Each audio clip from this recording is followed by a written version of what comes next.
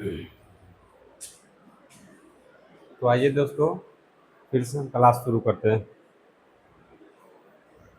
कल आपके कल हम आपको सिंधु सभ्यता से लेकर के जितने भी सभ्यता हैं सारे चीज़ों को हमने पढ़ा दिया था।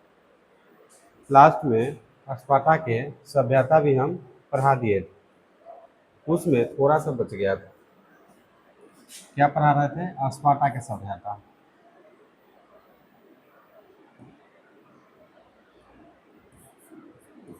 स्पार्टा की सभ्यता।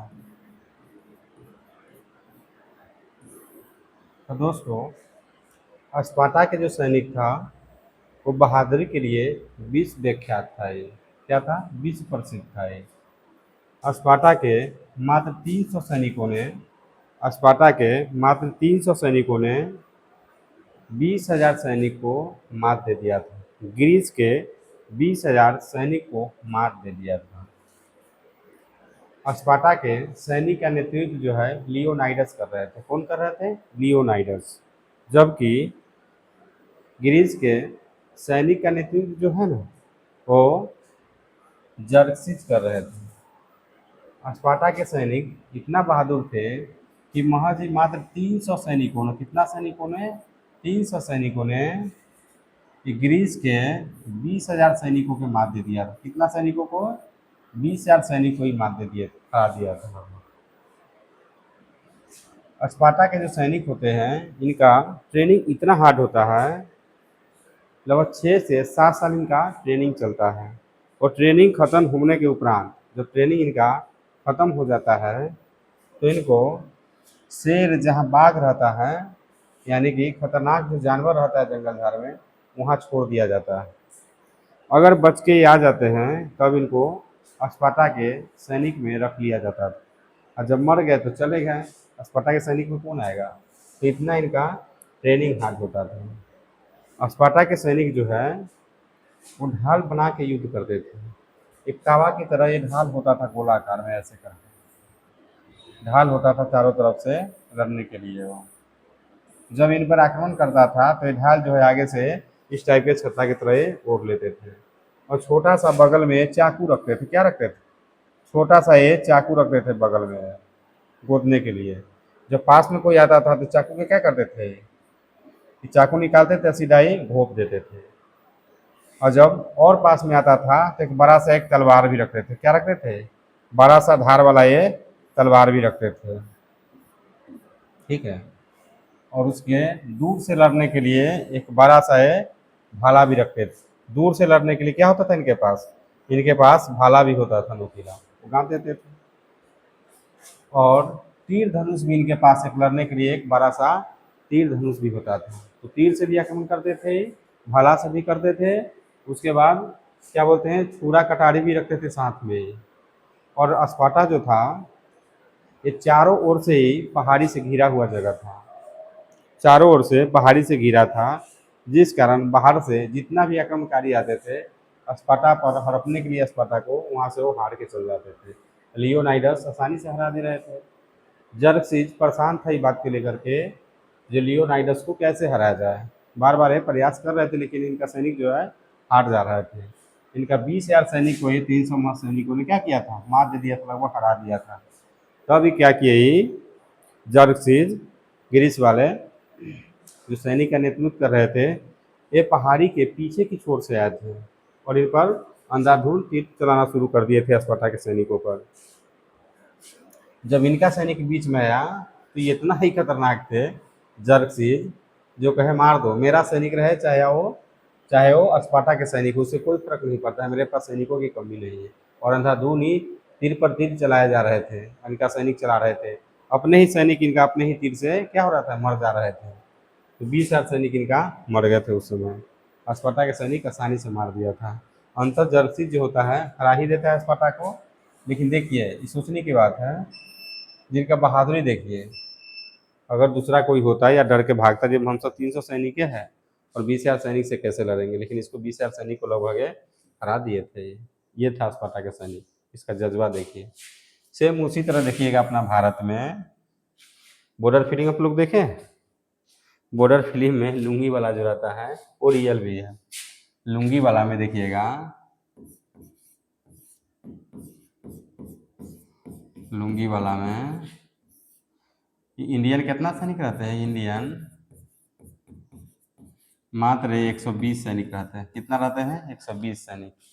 और ये पाकिस्तान के कितना सैनिक रहता है? ये पाकिस्तान के 6000 सैनिकों के मार दे देते हैं, हरा देते हैं। पाकिस्तान के 6000 सैनिक थे और फिर भी इसको क्या किया? 120 सैनिकों ने सरेंडर करा दिया। ये होता है देश प्रेम, राष्ट्र प्रेम, सैनिक के जज्बा इसको कहते हैं। कहाँ 120 सैनिक का, कहाँ 6000। फिर भी 6000 सैनिक पाकिस्तान के 120 सैनिक के सामने घुटना टेक दिया था। आज पाकिस्तान कहता है कि हम बहुत बड़ा है, उससे हर चीज़ में आ गए, तुम बहुत छोटा है। 120 सैनिक का तुम मुकाबला नहीं कर पाया उस समय में, अभी क्या करेगा? अभी तो बहुत काफ़ी हो गए हम लोग। खैर चलिए, तो आपको हम इतिहास में प्राग ऐतिहासिक काल तो पढ़ा दिए थे पहले।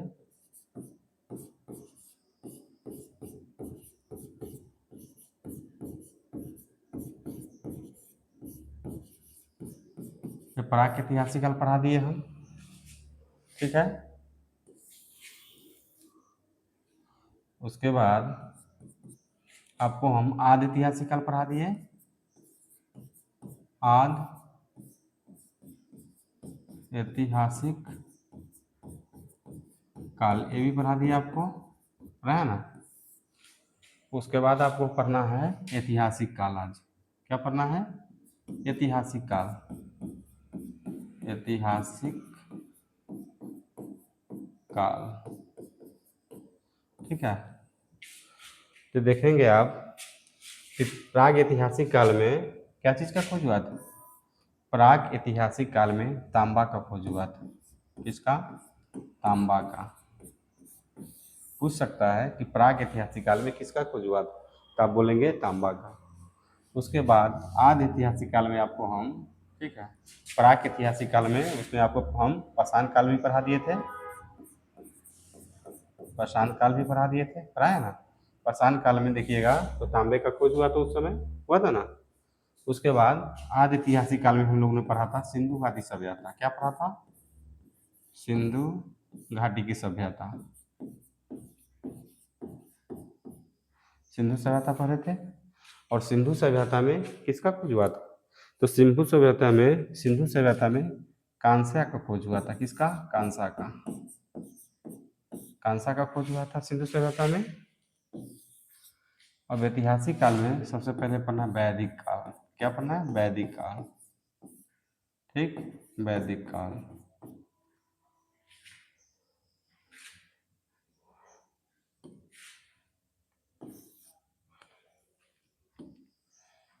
वैदिक काल पढ़ना है ना। वैदिक काल में देखिएगा आप, तो इसमें लोहा के खोज हुआ था। किसका खोज हुआ था? लोहा का, ठीक है। तो पाषाण काल में तांबा का खोज हुआ था। सिंधु सभ्यता में आपको कांसे का खोज हुआ था। और वैदिक काल में लोहा का खोज हुआ था, ठीक है। तो ये अगला पेज लेते हैं। अब हमको क्या पढ़ना है? ऐतिहासिक काल।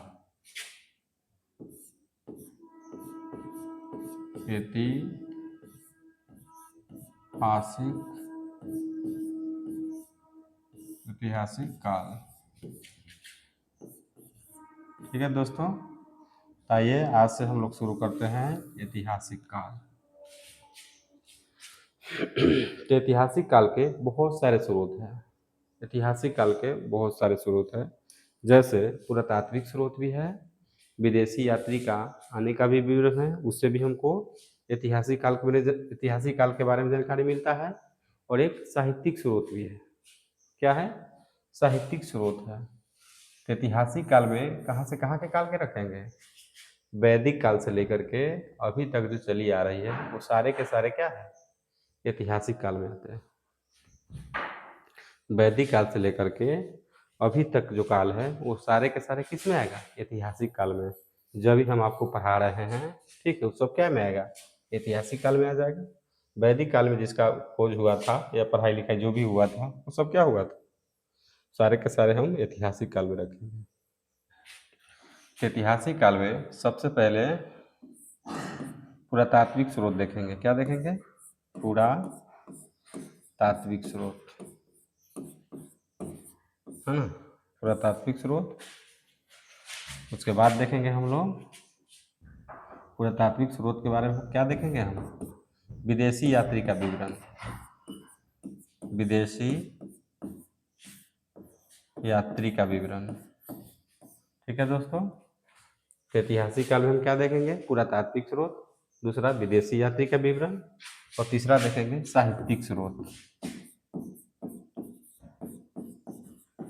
साहित्यिक स्रोत देखेंगे हम। तो पुरातात्विक स्रोत में हम देखेंगे सबसे पहले जो आता है, इसमें सिक्के के बारे में जानकारी दिया जाता था। सिक्का का अध्ययन जैसे जो होता है न्यूमिस्मेटिक कहलाता है। क्या कहलाता है? सिक्का का अध्ययन जो होता है न्यूमिस्मेटिक कहलाता है। तो लिखेंगे पुरातात्विक में सिक्का के बारे में। पुरातात्विक में सिक्का आ जाता है और अभिलेख भी आता है। अभिलेख, तो अभिलेख किसे कहेंगे? उस समय जो था, उस समय लिखा जो पत्थर होता था, वो पत्थर पर खोद खोद के लिखा जाता था, उसको हम लोग अभिलेख बोलते थे। ठीक है, तो पुरातात्विक में हम लोग देखे पहले सिक्का का अध्ययन, उसके बाद अभिलेख का अध्ययन, है ना। तो सिक्का का जो अध्ययन होता है उसको न्यूमिस्मेटिक कहा जाता है। न्यूमिस्मेटिक कहा जाता है। क्या कहा जाता है? न्यूमिस्मेटिक।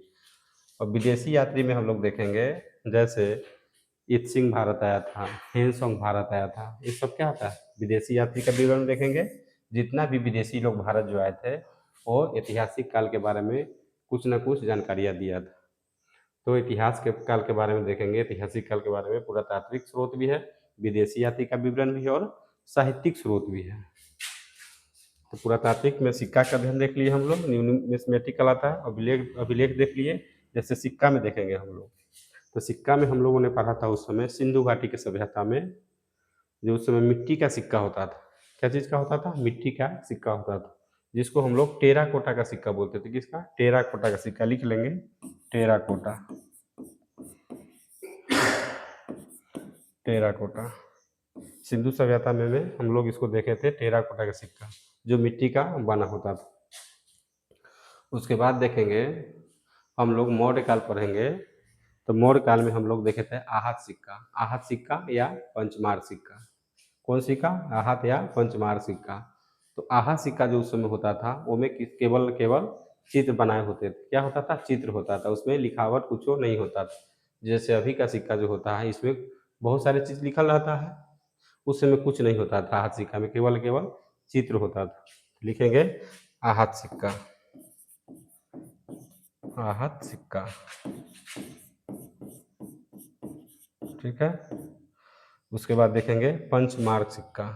क्या है? Punch mark, punch mark. ये सब जो पंचमार्क यहाँ सिक्का ये मौर्य काल में ही प्रचलित था। ये मौर्य काल में एक और सिक्का था पन। पन होता था, वो चांदी का एक्चुअली सिक्का होता था। किसका होता था? चांदी का। वो पन होता था। लिख लेंगे पन।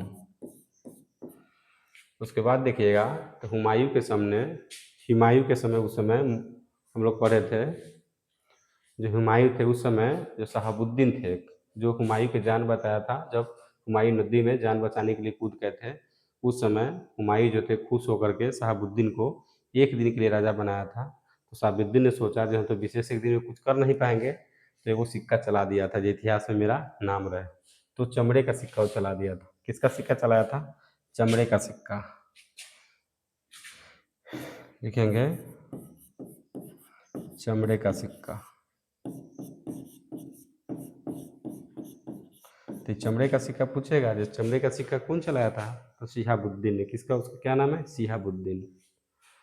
उसके बाद आगे देखेंगे शेरशाह सूरी के समय देखेंगे, शेरशाह सूरी के समय देखेंगे तो चांदी का रुपया चलाए थे। क्या चलाए थे? चांदी का रुपया। जो आज हम लोग बोलते हैं इतना रुपया है, इतना रुपया है, तो चांदी का रुपया शेरशाह सूरी ने चलाया था। ठीक है, तो लिखेंगे चांदी का रुपया, चांदी का रुपया। अगला पेज ले लेते हैं।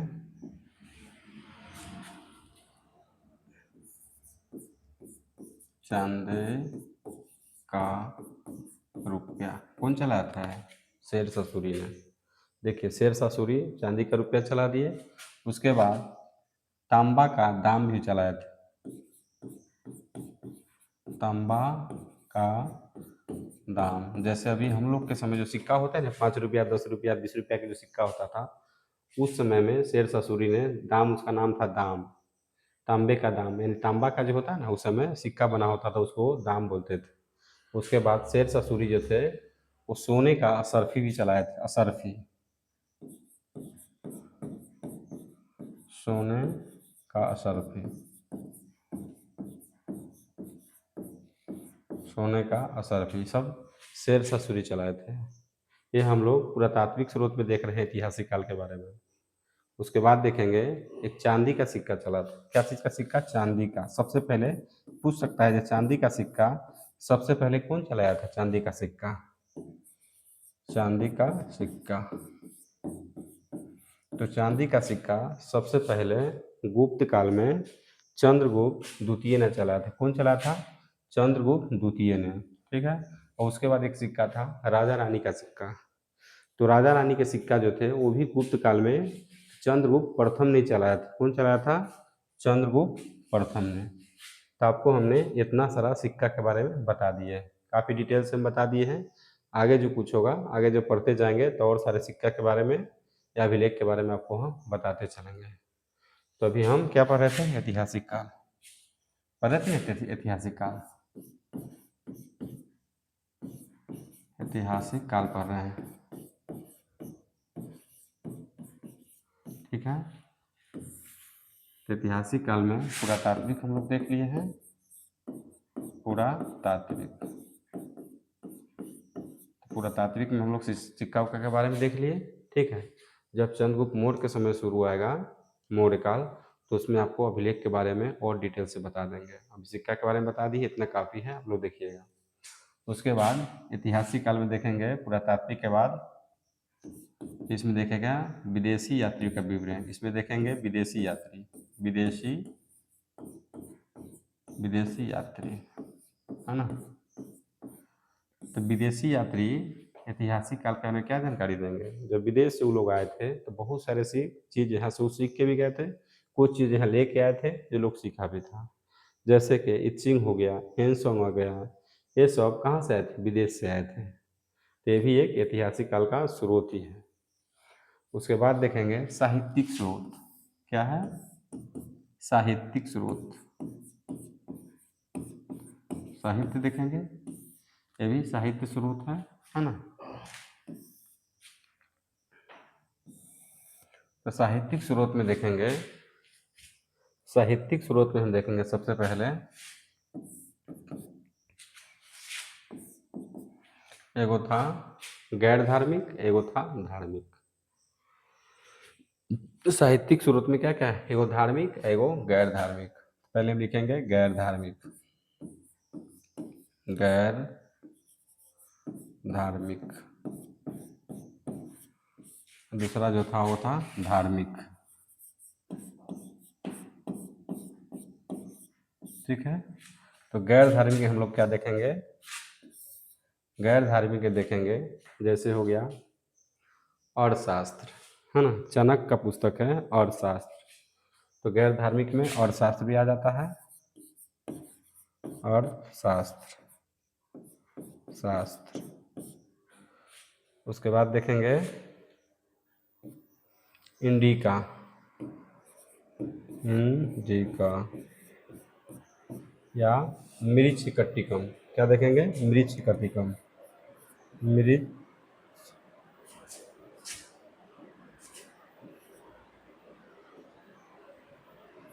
मृच्छकटिकम।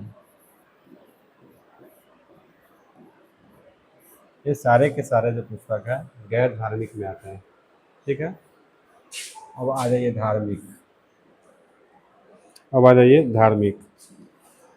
धार्मिक चीज़ें हम लोग देखेंगे, धार्मिक पुस्तक में देखेंगे तो सबसे पहले आते हैं हिंदू धर्म, जैन धर्म और बौद्ध धर्म। हिंदू, जैन और बौद्ध, है ना।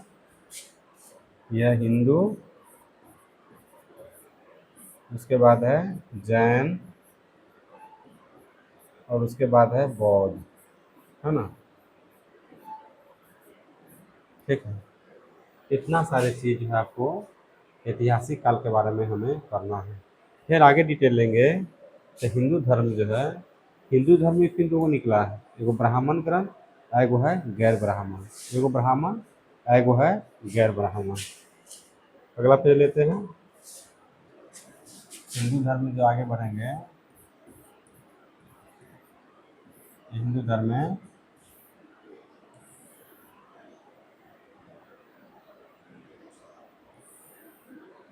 इसमें भी है एगो ब्राह्मण और एगो गैर ब्राह्मण। एगो है ब्राह्मण, ठीक है, और एगो है गैर ब्राह्मण। एगो क्या है? गैर ब्राह्मण, गैर ब्राह्मण। ठीक है, तो ब्राह्मण ग्रंथ में हम लोग देखेंगे, ब्राह्मण ब्राह्मण ग्रंथ में हम लोग देखेंगे, जैसे आपका हो गया वेद। क्या हो गया? सबसे पहले हो गया वेद। फिर देखेंगे उपवेद, उपवेद। उसके बाद देखिएगा वेदांग, वेदांग। उसके बाद देखिएगा उपनिषद। उसके बाद देखिएगा उपनिषद, और उसके बाद देखिएगा महाकाव्य, पुराण, महाकाव्य, महाकाव्य। ठीक है, इतना सारे चीज़ जो है ब्राह्मण ग्रंथ में आता है। ठीक है, और इस महाकाव्य में देखिएगा, तो ये महाकाव्य जो देखिएगा, महाकाव्य में आता है फिर दूगो। ठीक है, ये महाकाव्य में देखिएगा तो महाभारत आता है, ठीक है, दूसरे में रामायण आता है। इतना सारे चीज़ जो है ब्राह्मण ग्रंथ में आता है। उसके बाद देखिएगा गैर ब्राह्मण में, तो गैर ब्राह्मण में दो चीज़ हैं, एक है जैन के बारे में पढ़ना, और उसके बाद देखिएगा बौद्ध ग्रंथ के बारे में पढ़ना, बौद्ध धर्म के बारे में पढ़ना, बौद्ध।